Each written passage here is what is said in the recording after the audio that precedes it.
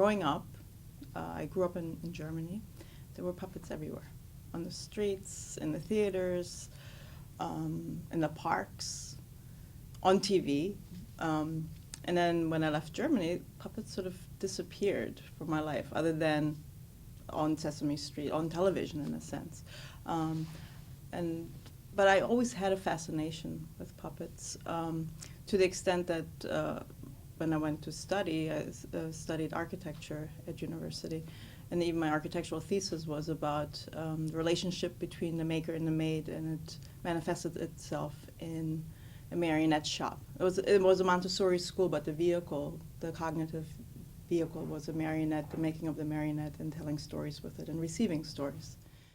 Puppetry is something anybody can do, but you do need training, you need time to become familiar with the materials, and just comfort level. Because most people are like, oh, well, they're not most, I shouldn't say that. Most people aren't like, oh, puppets, I don't know what to do, but there's this mystery around them. And so I was very much interested in demystifying the puppet. It's just another instrument, it's just another tool. It's not any different than a pencil, essentially. On my initial read of this script, I was on the train here to that initial meeting, and I was like, oh, the rogues have to be the puppets. And I got here, I'm like, you want me to build the rogues, right? Because Amelia's the kid, and she would mediate between the adult world and the puppet world and what's real and what's not. And everybody was very cordial and smart. And they're like, well, no, initially we really thought you would design the townspeople. And I was like, townspeople? I hadn't even considered that. I was like, but sure, I'll do townspeople too. And there are also 3 different families of puppets, as I would call them.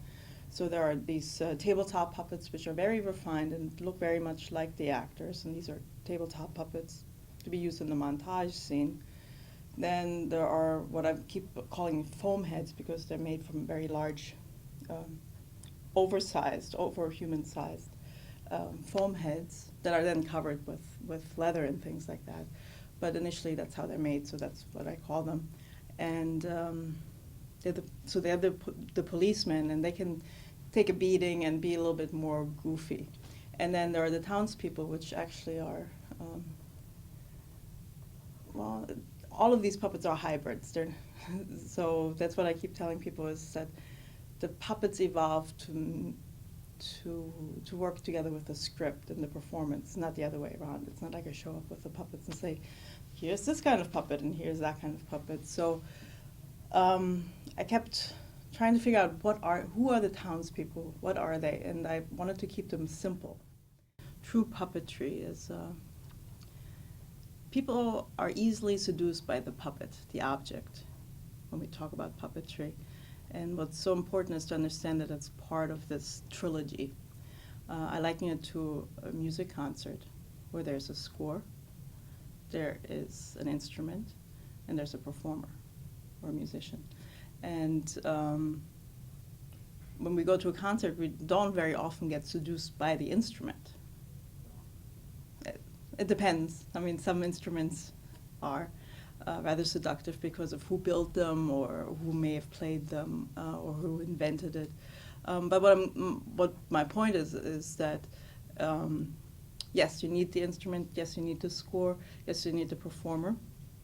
And what they relate to in my mind in terms of puppetry is that the script or text would be the same as the score, that the performer is the puppeteer, the actor, and that the puppet is the instrument. And not to forget that when it's not being played, that's all it is. It's just an object.